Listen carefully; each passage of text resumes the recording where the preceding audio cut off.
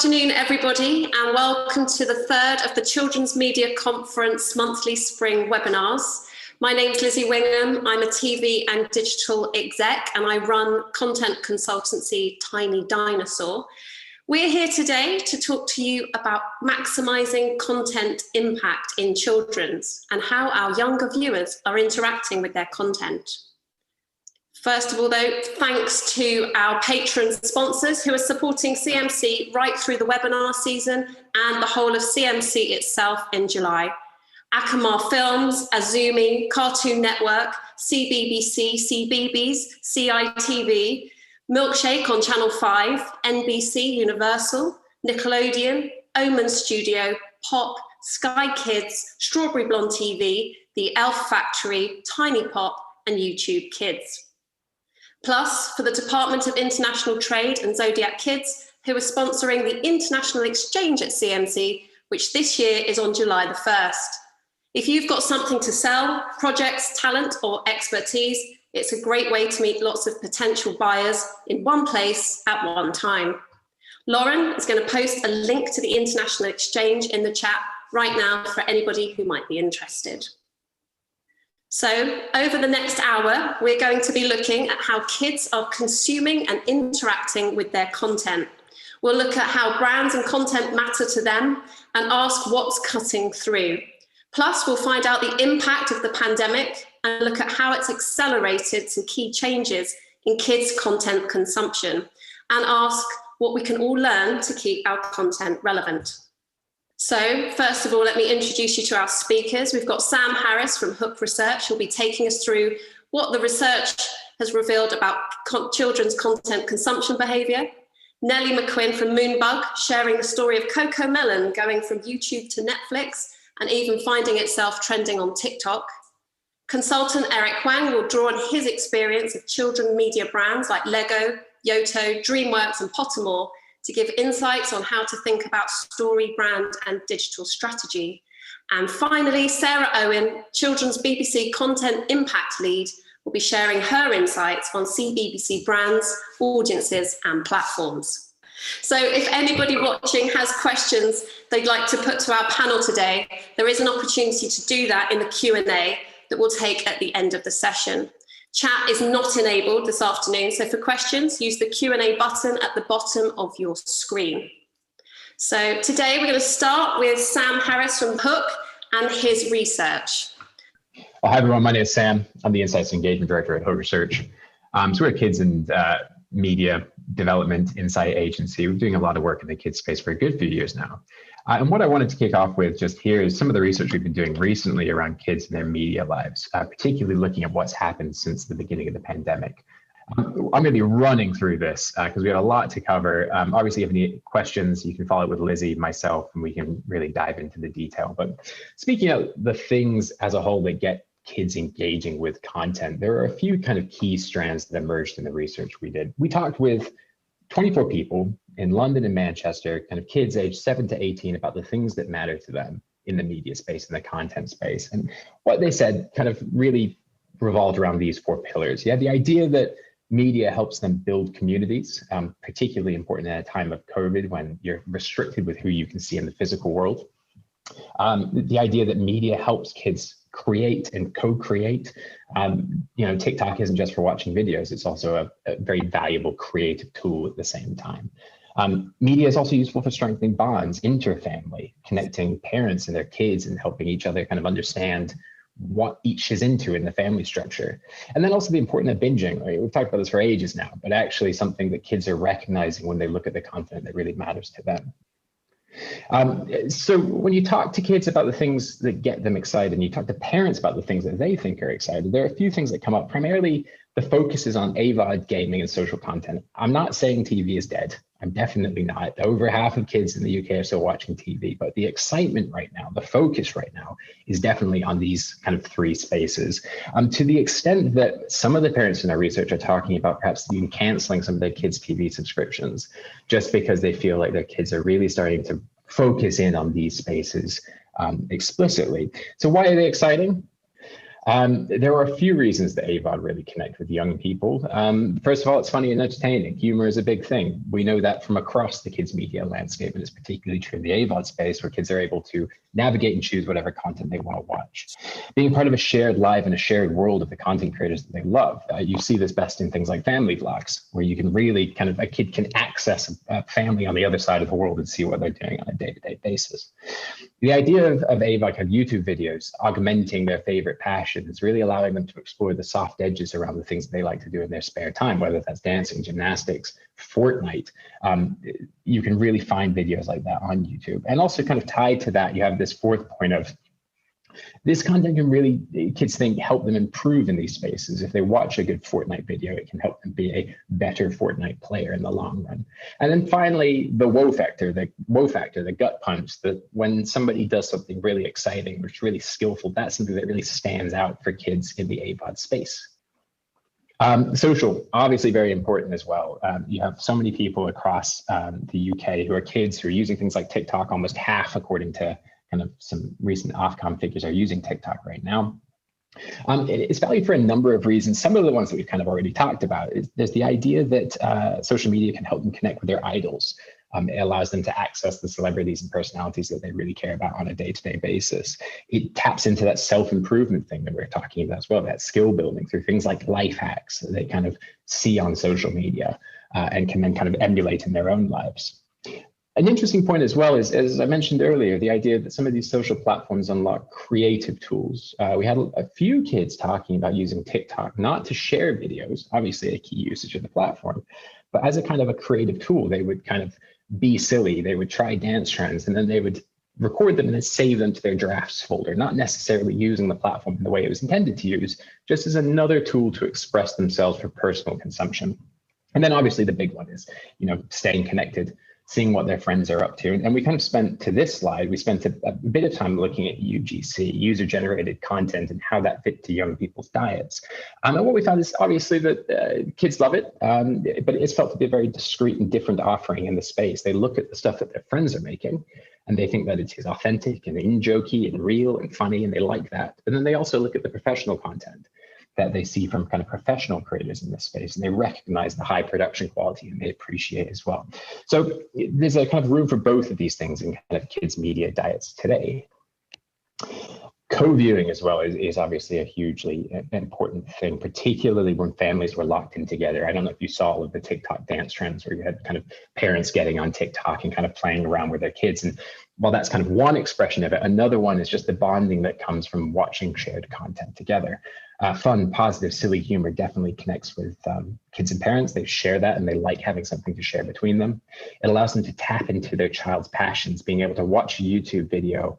We talked to a dad who was building a computer with his daughter, and he liked watching YouTube videos with her to help learn about her passion a bit more clearly. And then also they look at this content as a means to steer their kids' interests, to help them push their kids towards things that they think are worthwhile and educational in their lives. And then quickly as well, obviously just highlighting some of the big changes that have come from COVID. There are a few things that have changed, obviously, but the primary one being that parents feel that screen usage has increased, and indeed it has increased across the board, really. And there are a few reasons for this. Screens are great boredom busters for kids who didn't really have anything else to do during lockdown. So that was an important role that they played. When parents needed to get work done, they'd often give their child a device and let them play around with it. And that was acting as a digital babysitter. Parents didn't feel particularly good about that, but that was how it was used. And finally, that last point, again, really hammering home the fact that screens and digital products act as a way of creating a community. They act as the playground replacement when everyone gathered together in Fortnite to get together as friends. As Lizzie mentioned before, one of the things that we were talking about here is exploring what really cuts through with kids right now. And some of the stuff that we talked about was really around the brand space. We asked kids to tell us about the brands that were really in their eye lines right now that they really cared about. And we can see some of the examples we pulled out. What was interesting is when you looked at them, when you start cutting them down into different silos, they really fall into a few key buckets: clothing and fashion, gaming, and streaming. And by streaming, I definitely just mean Netflix. For younger kids specifically, that was the one they mentioned almost exclusively. For older kids, you have a bit more granularity, but again, they generally fall out into the three key buckets: clothing, fashion, gaming, and social media, perhaps for this older group. So why do these connect? Well, there are a few reasons that kind of brands are really dominant in kids' mind. And I'm using the largest possible interpretation of brands here, because kids kind of have a very different interpretation of brands as well. But what connects with a brand for kids is it kind of helps them belong. They like products that make them feel part of the club that their friends might be using and enjoying. Putting me on a pedestal was a really important one as well. We had an 8-year-old who was fascinated with Gucci because he felt like that was the creme de la creme. If you have Gucci, you have made it. Another one that's really important for kids is helping them get closer to their hobbies. That quote was a great one, I think, because you see that this girl has a TT Squad tracksuit from Netflix, or from YouTube, sorry. And she has a Friends t-shirt that she watches when she wears when she's watching Friends on Netflix. And she has an Among Us, which is a video game, leotard that she uses for gymnastics. Brands are a way to just get closer to your hobbies and just really express how much you enjoy being around those things. Being a part of or being like your heroes as well, the aspirant quality of kind of trying to be what your heroes are. With younger kids, it's just emulating the fashions of their favorite YouTubers. For older kids, it's perhaps a bit more complex, but they talk to things like O-Dolls Collection, which is kind of a line created by influencers, and the tone and the lifestyle that's kind of set by that brand and trying to be a bit more like that. And then kind of on the back of this as well, there's the idea that there are just known and trusted brands in kids' lives. They've always been there. The Nikes, the Adidas, your Under Armours, which seems to be a go-to for all kinds of clothing right now. Those are kind of brands that they might fall back to on the end of the day. And I think, I mentioned TV at the beginning, and obviously TV isn't dead. And part of what we wanted to explore here was really what is getting kids fascinated in the TV space. And one of the key questions that we as an agency always get is, how can I get a new show noticed? How can we get into kids' eye lines?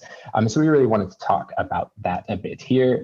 A few things that are really getting kids to watch TV content. First of all, they really fall back on known and trusted shows quite a lot. It's something with kids that they're not necessarily the most adventurous, really up and down the age demographic. They're not the most adventurous when it comes to sampling new content, often falling back on shows and watching them ad nauseum, as I'm sure many parents will have seen in their own lives. However, that doesn't necessarily mean that they're not discovering new content. They're just really being driven by new content when it appears in their eye lines. So the importance of things like Netflix Top 10, which for older kids was quite an important way of driving consumption on that SVOD platform. It's a good driver of popularity, which for a kind of an older kid, teenager, is something that they really wanted to tap into. But it also underscores the importance of things like memes. That quote at the bottom there is quite a good one, talking about girls who decided to watch a horror movie because they saw memes about it all over social media. So just being in the eye lines is really important. Obviously, being relevant to kids as well is hugely important. If kids see themselves expressed in the media that they're watching, they're more inclined to like it. We've kind of seen that for years now. This isn't necessarily a new thing, but it's just underscored again in the research here. And then finally, bingeability is something that kids recognize as an important part of the media experience for them. Having lots of content that they can really lose themselves in was seen as a really positive attribute of a show, particularly in that SVOD on-demand space, where they could just jump into it, enjoy as much as they want, and just really have a good time. And I think that's the end of that section for me. Yeah, perfect. I'll be back in a second. So thank you for that, Sam. It's all fascinating stuff. We're currently joined by about 125 people on the webinar. So let's go to the rest of the panel. Eric, you've been doing some work in China recently. Are there any trends from there that are going to give us an indication of where this is all heading? Sure. Some of the trends are very similar to the things that Sam has just talked about. And, during the pandemic, it's really sort of exacerbated or emphasized these trends and made them even more strong. And I think there's a couple differences. Firstly, I think families and children in China have always been more connected than their counterparts here in the West. And there hasn't been this guilt around letting kids use devices because the content is really heavily curated. So secondly, parents have much more of a direct say in what children consume in general, even up to as old as teens. So, and I think with the lockdown, parents were even more engaged with what kids were consuming. So anything with education content really broke through way more than anything that was seen to be just entertaining, whether it was TV, books, games, or even social media content. And I think that like the shift What's good for me personally is that the shift in terms of educational content now also includes things that promote creativity. And the lockdown, I think me and my friends, we all joked about how before lockdown, everything, the trend in education was about STEAM and STEM and about the 4 C's and everything. And during lockdown, it feels like the trend is about what I think aren't 21st century skills, but more like medieval skills, gardening, making bread, starting fire, learning how to like do things if our society collapses, like it felt like in the beginning of the pandemic. And these things too, books and shows and brands in China that are about these things. So cooking, gardening, building, woodwork, really doing things with their hands have really broken through. But ironically, via WeChat, via video, via streaming channels. And I think this has happened in the US and UK as well. In publishing, where I have most of my experience, if you looked at Amazon and the top titles in Amazon during the lockdown in the English-speaking markets, for the first time ever, you had workbooks that were in the top 10 overall. So next to like a J.K. Rowling book was a workbook, which never in the history of publishing have workbooks been popular. And also, again, all kinds of kits and things about cooking, baking, and these medieval skills that still tie into these, for the 4 C's: collaboration, creativity, communication, critical thinking. So I think, parents in China, but it's here as well, are really looking at what's fun, but more, importantly, it gives my kids something meaningful. I think there was a lot of desperation during the lockdown from Absolutely. We're seeing in trends. And Sarah, what does the change in kids' behavior and their parents' behavior mean for content creators? I think, just to pick up on what Eric said, that's definitely something that we saw very much in our figures across lockdown with the BBC. Obviously we were there partly as a sort of provider of learning with our colleagues in education. And I think generally all of our content has that element of learning through play, particularly at the younger end. And we saw that absolutely, Sam, your points earlier about sort of boredom busters and babysitters, we tried to provide all of that and more through lockdown. And I think we saw that, there was huge success with the lockdown learning, bringing mass audiences back to linear, which you would never have necessarily predicted. But we also then saw a huge rise in all of our app usage for the younger end that was doing that sort of babysitting point, because it was safe and ad-free, but educative. So I think that kind of guilt that parents feel about putting their kids on screens was just taken out of the equation. And also that we just saw massive numbers to iPlayer figures, so that boredom busting point, especially the second lockdown through January to March. And I guess that the pandemic has accelerated what was already happening. So that move to digital platforms was already obviously taking place, and it's just accelerated it hugely. And I think it means that we have an even harder job to cut through those platforms and to build brands that feel relevant and interesting and of value to both kids and their gatekeepers, if they're young enough to need gatekeepers in the way of parents. So yeah, I think it's about building brands that feel like they can stretch across those platforms in a really authentic way. Yeah, and thank you, Sarah. And Nelly, how does this research resonate with the work you're doing in acquiring content for Moonbug? Yeah, it ticks so many boxes, what Sarah and Eric have just said, the learning through play, the resonating, cutting through and speaking to the gatekeepers.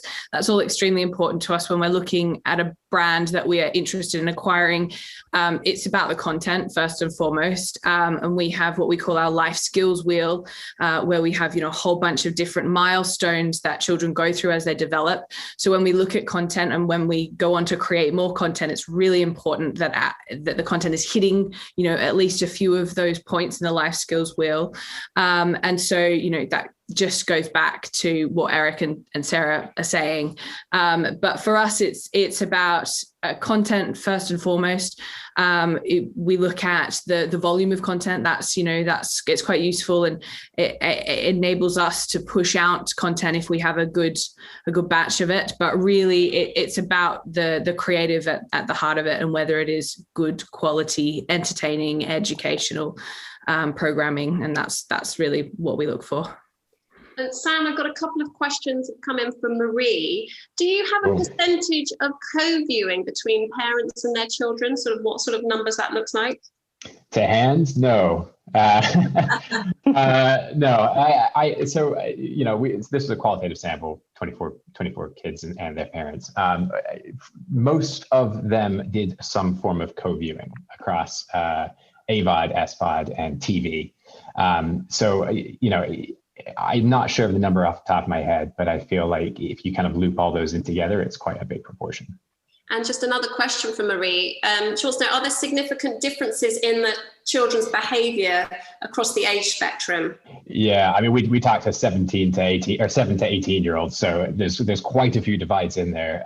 For the purposes of today, I've kind of smoothed it into younger and older buckets.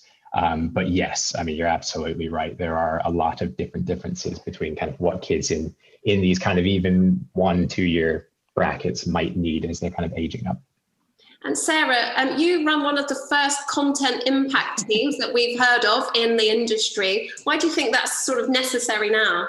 I guess the first thing to say is we're the first ones that I know of called content impact. I think there's probably other teams and other broadcasters that do a similar role to us, but maybe just call different things or sit within a different function. But I think our role, we sort of sit within content, but work very closely with colleagues in marketing and communications to bring together a sort of holistic ambition and plan for our biggest brands. And our role is basically to supercharge them and make them as noisy and ambitious as possible so that as many people as possible can know about them and ultimately watch them, consume them, come to our platforms to engage with them.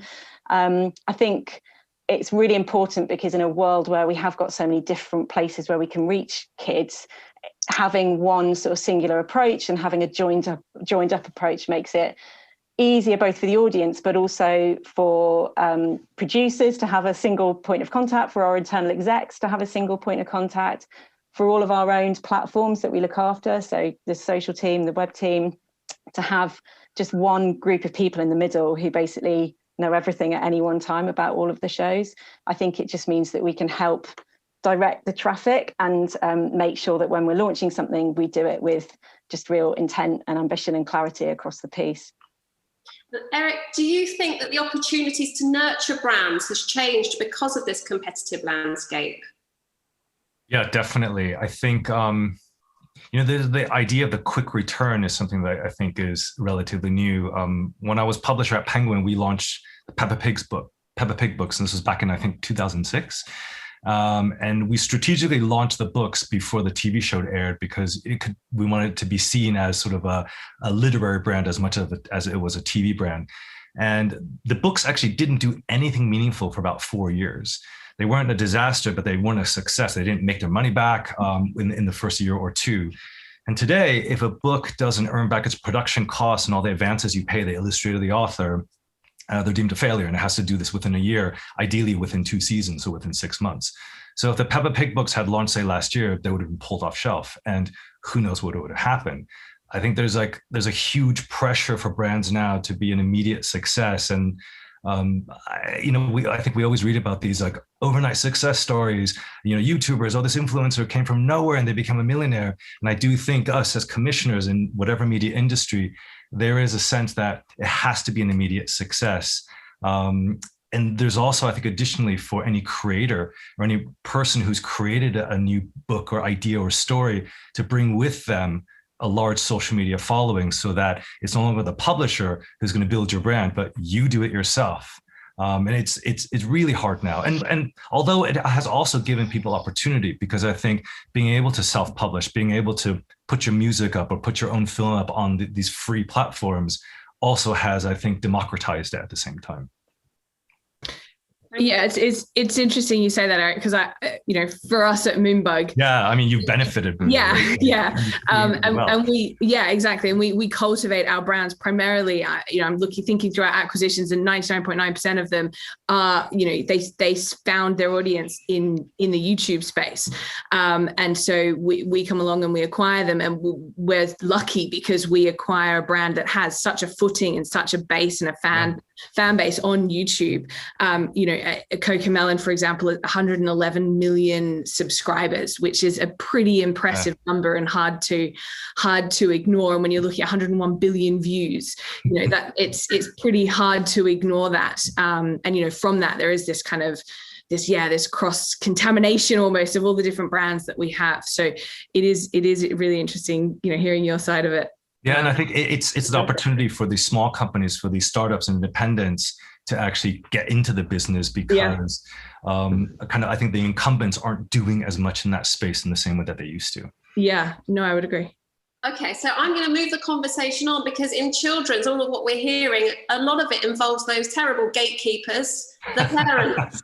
And so not only do you have to get through the commissioning round, you have to get through the parents to get to the eyeballs.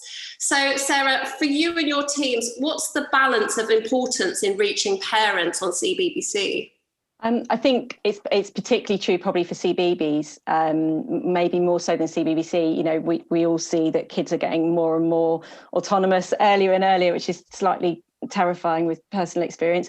But I think for us, there's so much more time increasingly with screens unaccompanied. So parents just need to feel incredibly comfortable about what they're putting their kids in front of. And I think we're lucky in some respect that, particularly with CBeebies, we come with that sort of trust and that marker quality baked in, and that we don't have ads. So that makes it really compelling, because, we listen to parents all the time on focus groups who are concerned about how they put their children around platforms that have ads or other content that they can navigate to.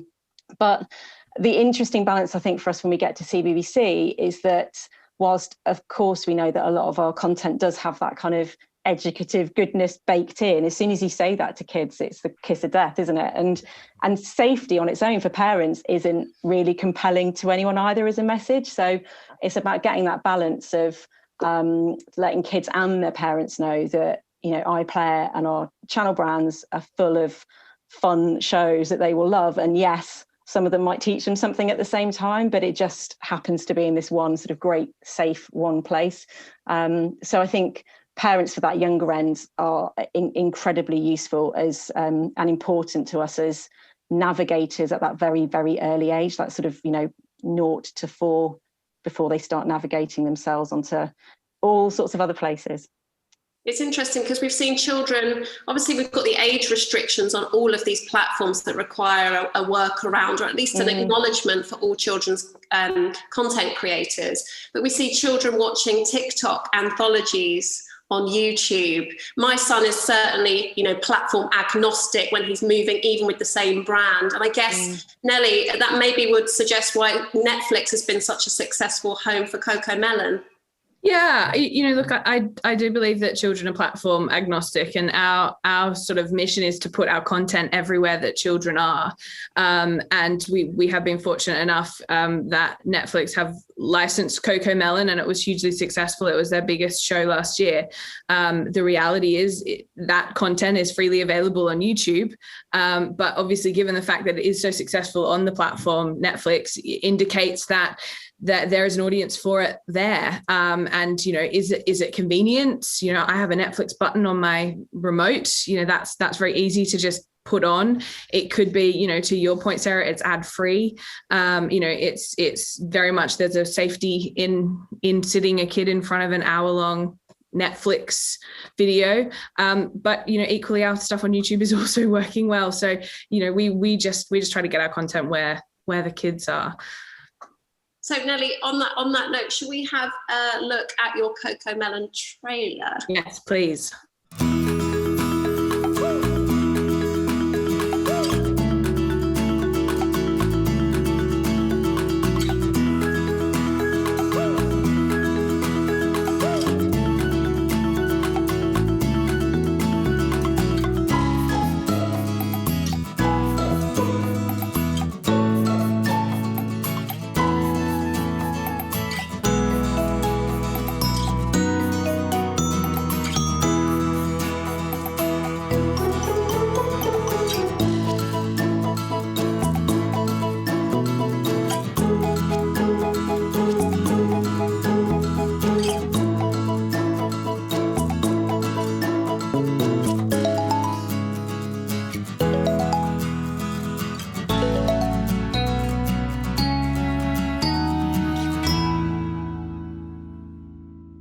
So Nelly, just tell us a little bit about CoComelon's transition from YouTube to Netflix and sort of the hype around all of that. Yeah, sure. So just a step back, CoComelon came from a really wholesome place, and it's such a lovely story. The founder, Jay, wanted to create content. He'd been quite busy in his life, and he wanted to create the ultimate family dynamic and create this perfect family. And he set out about doing that and started making a few videos for YouTube, and it's grown into this massive phenomenon. You know, as I mentioned before, 101 billion views. So it's a huge property. It's kind of hard to get your head around that.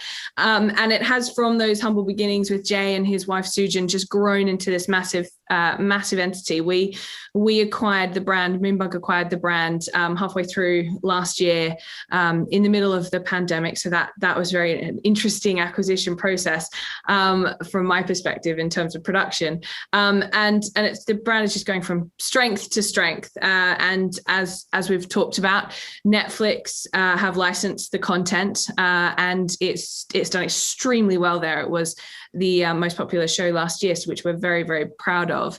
You know, it's a fabulous brand. We're really excited to be working with it.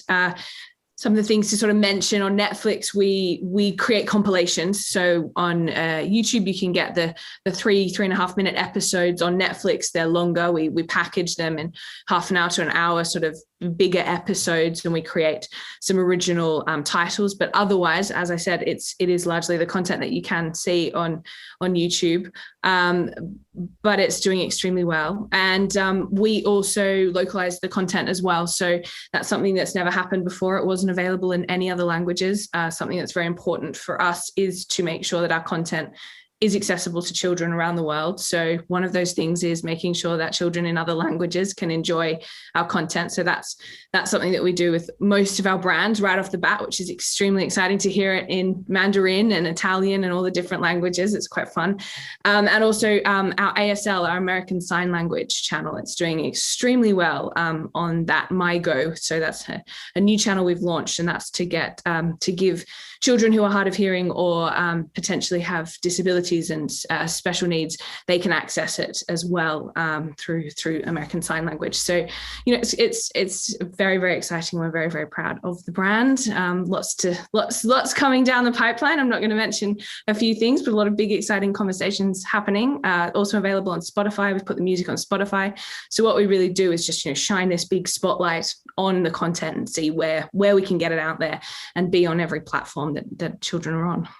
And so, Nellie, one of the probably more surprising things is that CoComelon sort of became a bit of a hit on TikTok, which is not necessarily where you would expect to find it. Do you want to explain the challenge, and then we'll have a look at it?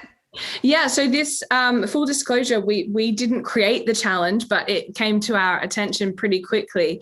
And it's where parents will sort of, you know, set up their phone and they play the opening sting of CoComelon, and then you just see these children run in the background. And it's this sort of it just took TikTok by storm of how long it took for the child to run. There's a brilliant one where the kid just face plants behind to try and get down the stairs to listen to the CoComelon music. So yeah, it just goes to show that's just quite a fun viral little thing that the brand is making an impact, which is really lovely to see.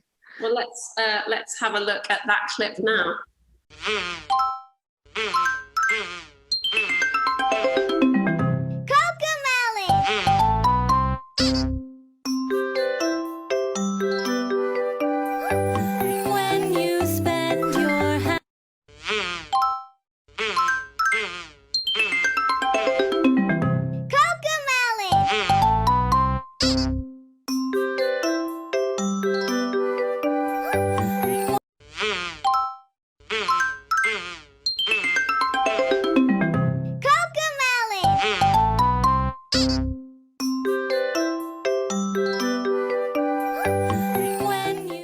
That's so funny.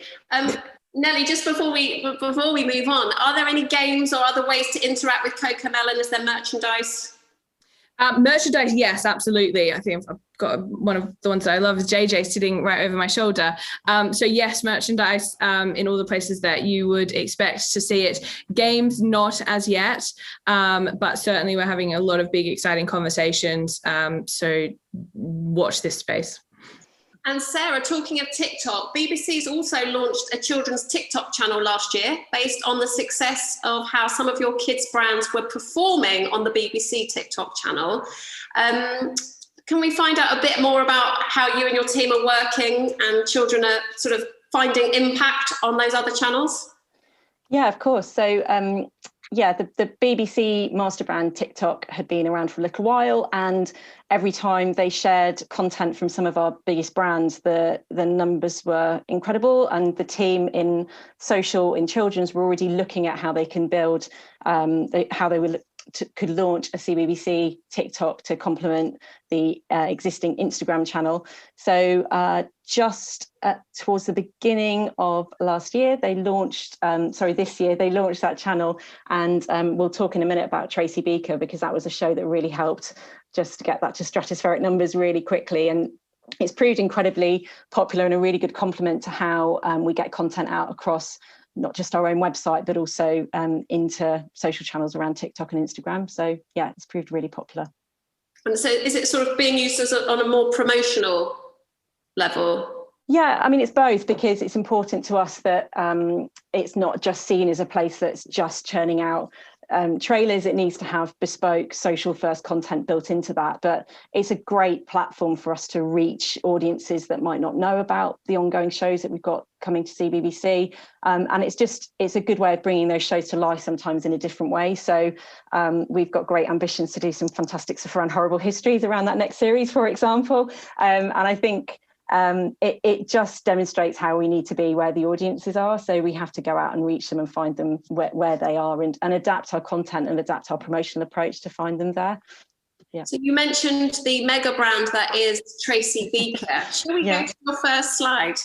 Yeah, of course. So I literally just got a couple of slides, and that infographic, I should say, was built around the weekend of launch, where we'd done an astonishing 2.1 million streams for My Mum Tracy Beaker, and already that was out of date very quickly, because we've now done over twice that, and the numbers still keep coming. So for those that don't know, Tracy Beaker is a huge franchise. It existed as a book, and then it's been an ongoing sort of part of children's BBC for almost 20 years now, across both the Tracy Beaker shows and also the Dumping Ground. My Mum Tracy Beaker was a very hotly anticipated launch that came to us in February this year, and Shaq and our team worked really closely with all of our owned platforms, but also with the marketing and the comms team, who did a phenomenal job in just getting publicity out a long time in advance. And we knew we sort of had a hit on our hands, because Danny Harmer, bless her, who I think did around 5 days straight interviews, but she was getting papped when she was on her first day of set there, which is quite unusual for a children's show. So we sort of knew that it was going to be a biggie. And as I mentioned earlier, it was exactly the right show to launch our TikTok with. And it just managed to reach a huge number of people that wouldn't have necessarily come to see BBC naturally. So I think that the great thing for us was that it wasn't just a huge launch for the sort of conventional CBBC audience, but it also brought a massive generic under 35 audience back to the BBC. So we brought a huge number of people back to iPlayer that might not have been there for a little while. Obviously saw a great benefit on all the other Tracy Beaker series, all the back catalogues and box sets of the Dumping Ground that were already on iPlayer. We also had a wonderful kind of pinch me moment over the weekend. Shaq, I mentioned who in the team did this, was texting me going, I think Michelle Visage might be live tweeting, watching Tracy Beaker. And indeed she was. She went back to the beginning of series 1 and watched the whole of the Tracy Beaker universe, which was sort of extraordinary to watch and was a real kind of cultural phenomenon over that Valentine's weekend. The song, the sort of theme tune got re-released, and that is now currently on the Radio 2 playlist. It managed to then get a network outing on BBC One around the sort of Easter weekend. And as I said, it was a really, really strong start for the CBBC TikTok account. That's my girl. Imagine if Tracy Beaker was your mum. So I said to Justine Littlewood, you can just bog off! We've got the best life. But life is full of surprises. Everyone's a bit starstruck by this famous footballer. Hiding something from mum. You're waiting for my mum, my other mum. And there are some surprises no one needs. Brand new, My Mum Tracy Beaker. Streaming now on BBC iPlayer. So even just that little hint of Justine Littlewood, for those of you that are fans of the brand, was enough to just give that clip a massive, surprising sort of hit on TikTok. Trails don't normally perform that well, and we normally prefer to produce social first content, but actually that is absolutely the anomaly, and I think it was something like 250,000 plays within the first few days, and just really helped us get the word out about that show to that audience on TikTok. Yeah, so obviously, TikTok does have this issue that it's a 13 plus platform. And you as the BBC probably have to tread more carefully than anybody. Yeah. How do you kind of work around and plan using TikTok as part of the impact strategy, but sort of towing the line and the values? Yeah, absolutely. And like you said, it's probably more important to us than anyone that we're very cautious and careful and mindful about how we go onto that platform. I think there's a few things that we do. So we're very careful about the brands that we select to go onto that platform. So it's our older skewing brands, The Next Step, Dumping Ground, Tracy Beaker, the ones that we know are at the very upper end of the CBBC viewing. We also make sure that when there are younger skewing brands, we don't go onto TikTok with those, where we're trying to talk to maybe parents who have sort of outgrown CBeebies, they're in that sort of 7 to 9 year old zone. We have a specific Facebook group that's called Outgrown CBeebies, and that's where we can target a lot of our newer sort of younger CBBC brands. I think it's a really important role for us to be on TikTok though, because we know that people would otherwise claim CBBC accounts and then we wouldn't have any control over what content was there. At least if we're there as an official brand where we can be, like I said, really mindful of the content that goes on there, that's almost our responsibility. We also are really careful about having, the social team are brilliant about having ongoing engagement in the evenings when kids are likely to be on there, so that they can help kind of moderate comments. They can make sure that kids aren't doing anything that kind of has safeguarding issues. They're almost a sort of like a big sister or a big brother on that platform, which I think is a really valuable role that we can play. We also act as a really important bridge, so that when kids are going into that social space, hopefully we bring them to CBBC and then we can surface the rest of the BBC to them. So younger end of BBC Three, or even, BBC One shows that feel appropriate to them. So his Dark Materials or sports or entertainment shows. And that's a really important part of that journey, so that we don't have an audience that suddenly just drops away when they've kind of outgrown CBeebies. So, yeah. Thank you. So we're going to just bring up the rest of the panel to go to some questions. One of the things I wanted to ask was, what are the issues different members of the panel have to take into account or accept when you're working in an ecosystem that's ever changing, and where consumers are creators and they want to interact with their content in new ways? I know, Sam, some of your research threw up some interesting stuff in and around meme content coming from shows. Memes, they're just such an interesting thing, aren't they? I think that what I was struck with in this research was how explicit some of the marketing or the connection that kids were making between the memes they were seeing on social media and that drive to then consume content afterwards. It's obviously been something that we've been thinking about for ages. It's basic marketing, isn't it? Just exposure. But this was the first time that I'd actually had conversations where kids were explicitly talking about the memes influencing their choices. So yeah, I mean, it's a hugely important space, but from a brand perspective, it's a very tricky thing to get right, I guess. And Eric, you've got some thoughts in and around that sort of the old school way that things maybe were done. Do you want to tell us about some of your examples? Yeah, sure. So, I mean, I think, a lot of sort of Generation X commissioners like me, we were never, I think, we never had the opportunity really to connect directly with our consumers. And it was always through a gatekeeper. And, in the last decade or more, we have direct communication with the consumers who, number one, are, we're getting research, asking their opinions for things, which we never did before, which is great.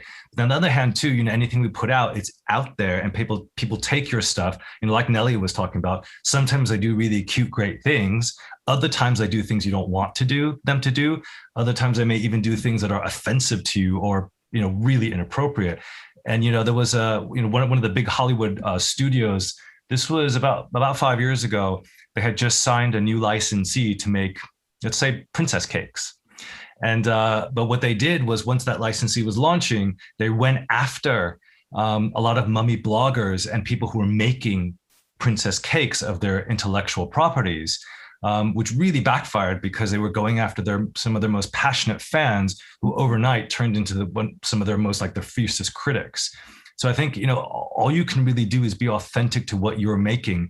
Obviously, if someone does something that's offensive or totally contrary to the brand, act. But if it's just something that, you didn't mean for it to do, I think it's, Sam touched on this. It's really tricky how you go about it and how you react. I think you just have to be, we have to be more relaxed these days about, things that were copyright infringements in the past or, yeah. We've got an interesting question from Vince. What happens if you don't have an internet connection? You're a poor parent who can't afford a whole lot of streaming packages. You risk your children viewing dodgy stuff. I think that's probably flicking back a thought. What happens if we don't have an internet connection? Can we still get all our stuff on linear, Sarah? I was going to say, you can just come to the BBC. That's fine. We'll happily cater for you. Yeah. I mean, that's a flippant answer, isn't it? But that is the role that linear can still play. And actually, that's why, we made all of our lockdown learning educative content available on a linear channel, which is the first time we'd considered that for a while. But it's the numbers there were really significant, and it was a really important role that we played as a public service, quite rightly. And I think, for books and also for certain film content too, libraries are still a destination for, so many kids are introduced to a brand through books and free books by the library or through their schools as well. So I think, tapping into teachers and education channels is important too, especially to reach certain demographics. I think one of the things that all of this has taught us is we've got all this information at our hands, whether you've got the help from someone like Hook or you've got your data and insights team, but we're able now to listen much more closely to our audiences and have sort of that direct feedback. And Eric, this brings up an interesting point about listening to your audience and their perception of what your brand's identity is. Right. Eric, you've got a great example of this. Tell us about Sneak, and then we'll go to a trailer. Okay, so I had a company with two friends called Made in Me. We were a digital agency, sort of one of the first in London when touchscreens first became a thing. And we were making a lot of apps. And one of the apps that we made, we were launching up brands via an app was called Sneak. And the idea of Sneak was that it was meant to be for preschoolers. And it was about these monsters that were sort of like these cute little monsters that would help you and, help you do things like brush your teeth, eat your vegetables, stuff like that. And so we made an app that was meant to be for preschoolers to kind of play this really, really simple game. And do you want to play the trailer now, and then it can show them sort of what the app did? Welcome, young friend, to the strange world of Sneak, where beasties live most bizarre and unique. The aim of this game is to take the best snap of the beasties lured out by the bait in your trap. Silently sneak. Shh. Be still.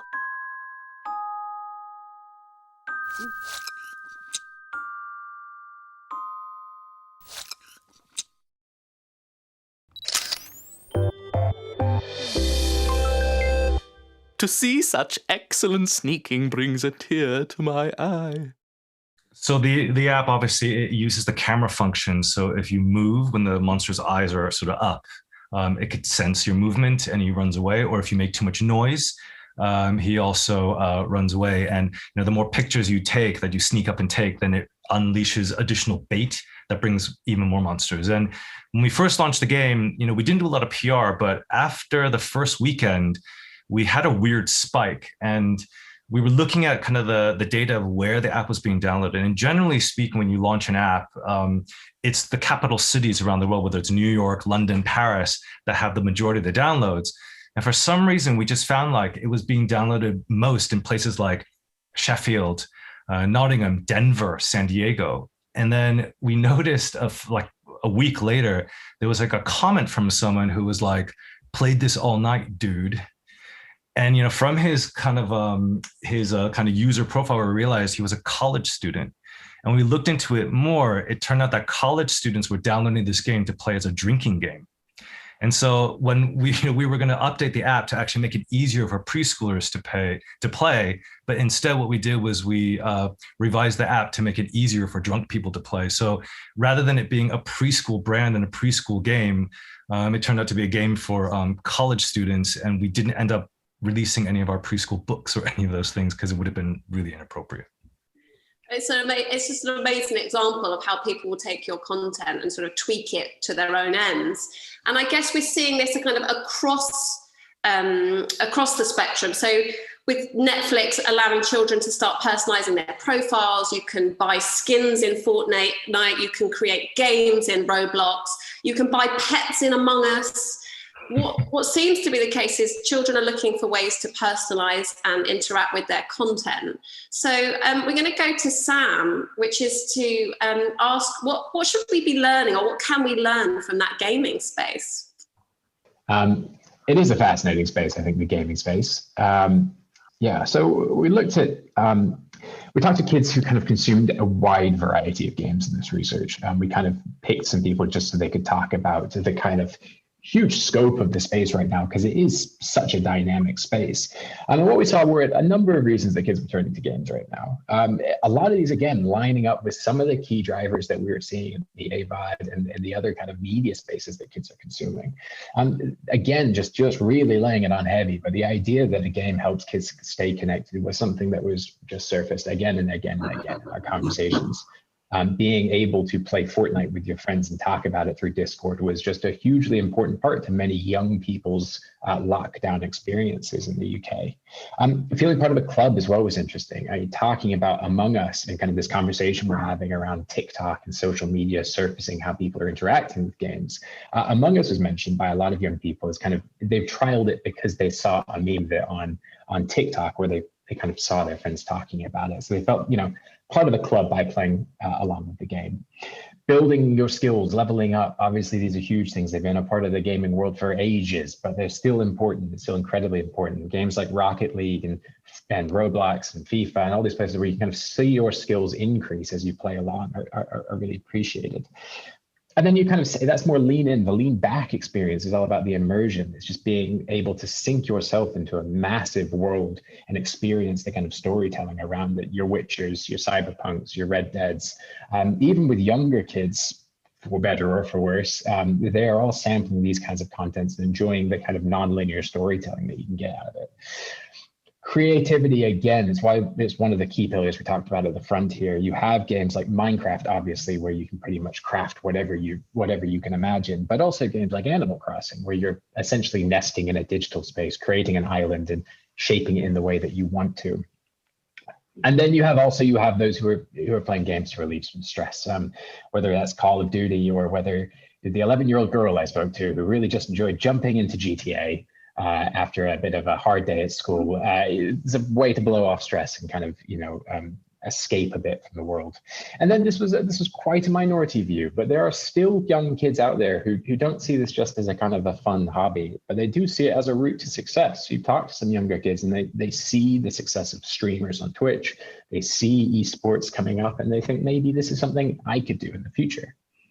And of course, like gaming is hugely important. Ofcom data, it was 7 out of 10 5 to 15-year-olds played online gaming in 2020. So it's obviously huge. And you look at those numbers from Roblox and you just think, wow, it's astonishing that you have this game that exists where over half of the UK's 4 to 15-year-olds are playing it right now. 25% of kids are playing Minecraft. These are huge parts of kids' psyches.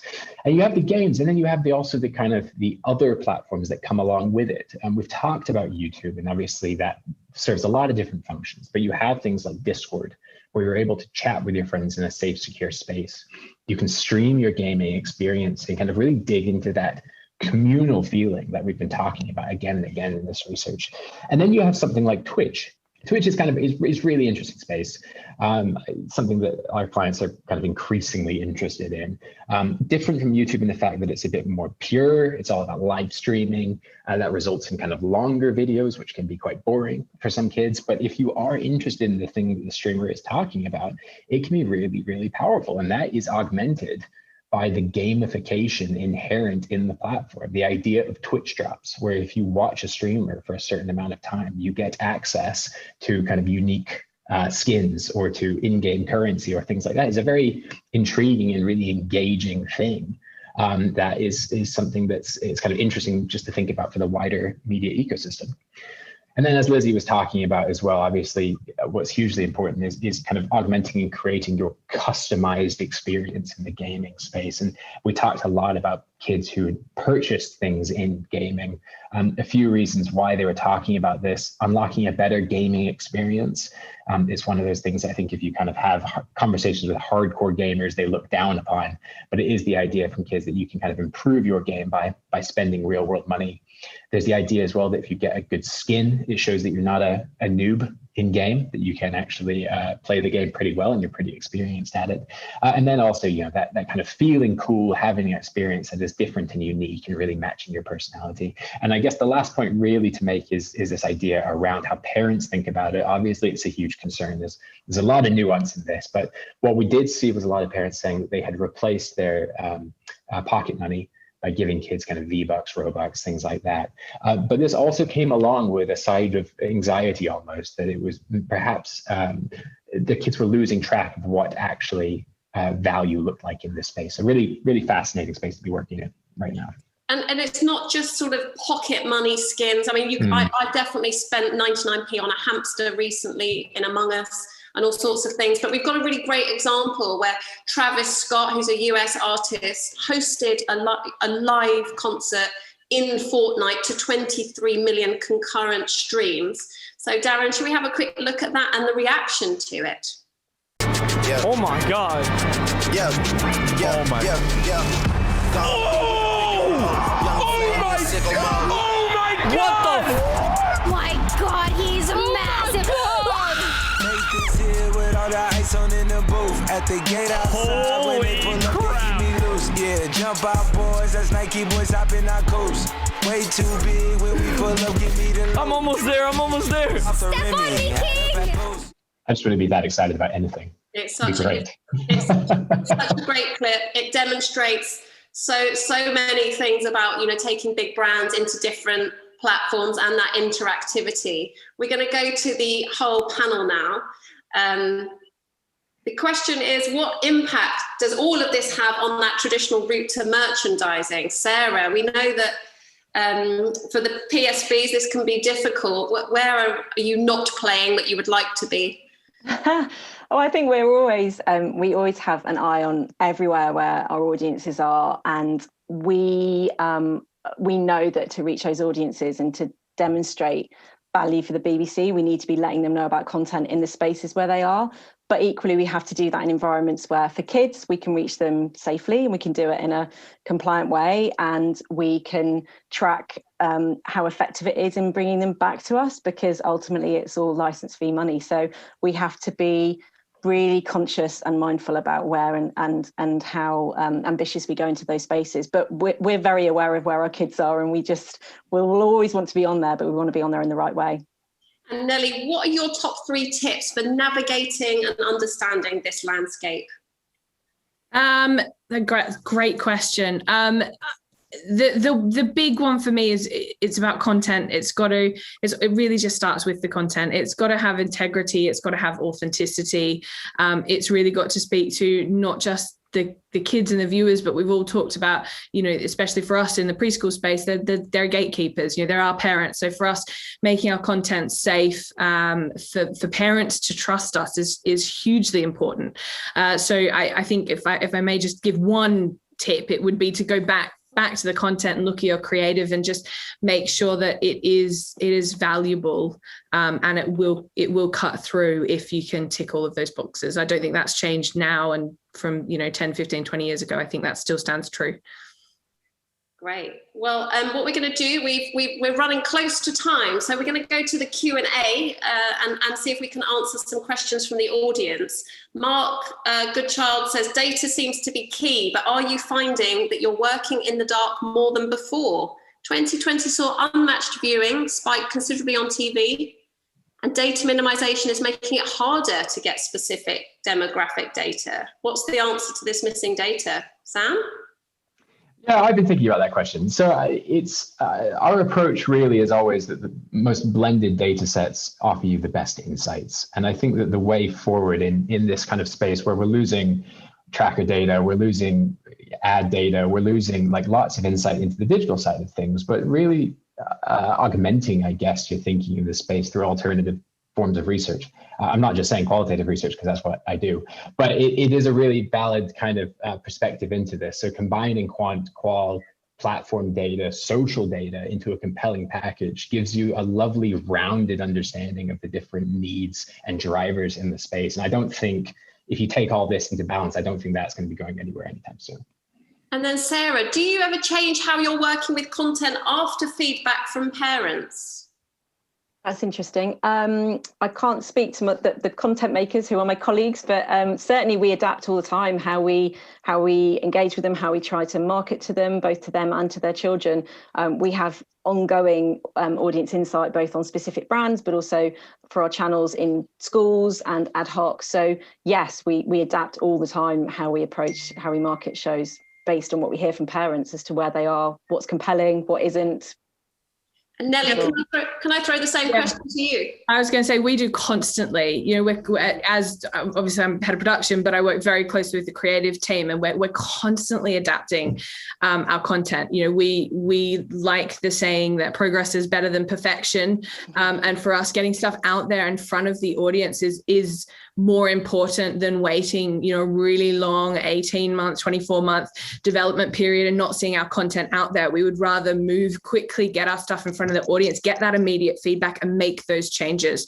So we are constantly evaluating everything from the color of our buses and our tractors, you know, to voices and accents, to everything. And we are evolving daily as a result of that feedback.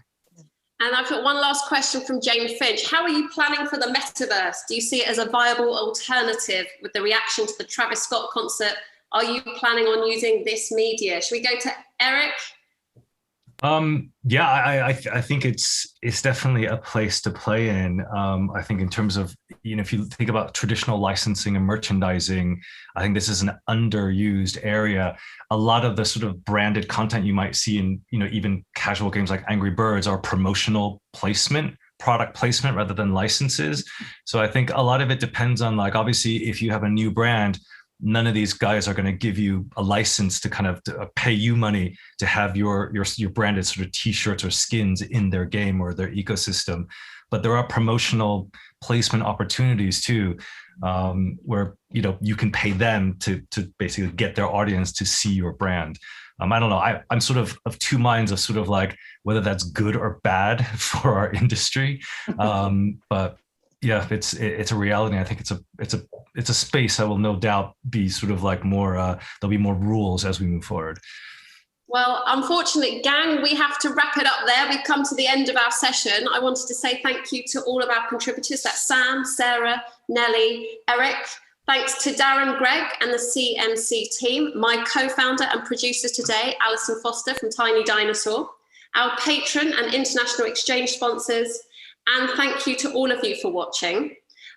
You can watch the whole session again on YouTube. It'll be uploaded in a few hours' time, along with 70 other videos from our CMC events. CMC's next webinar is on the 18th of June. Get in and get on with the Children's Media Conference. That starts at 3:30 till 5 p.m. That's a 90-minute special dedicated to newcomers in the industry and to CMC. How the ecosystem works, what the roles are, info about entry schemes, and finally, how best to navigate CMC in July. So that's worth booking if you're a real newcomer to the kids media industry and maybe attending your first CMC this summer. Don't forget to book for CMC 5th to the 9th of July. Register now. It's packed with live sessions, social events, and an amazing library of on-demand content. And that's it, folks. We'll either see you in Wonder or at CMC itself.